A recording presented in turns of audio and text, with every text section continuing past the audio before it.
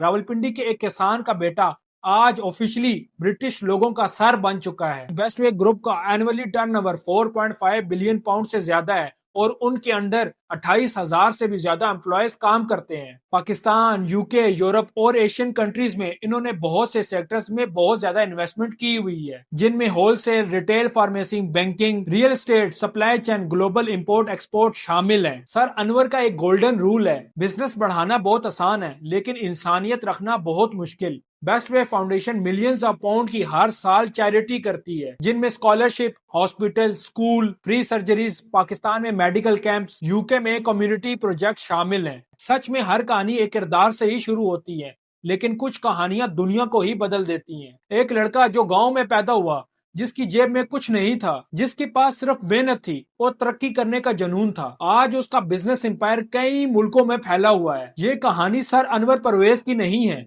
ये कहानी उन लोगों की है जो ये सोचते हैं कि उनका बैकग्राउंड बहुत छोटा है, उन्हें कोई सपोर्ट नहीं करेगा। तो याद रखिए, ऐसा नहीं है, छोटा बैकग्राउंड नहीं होता,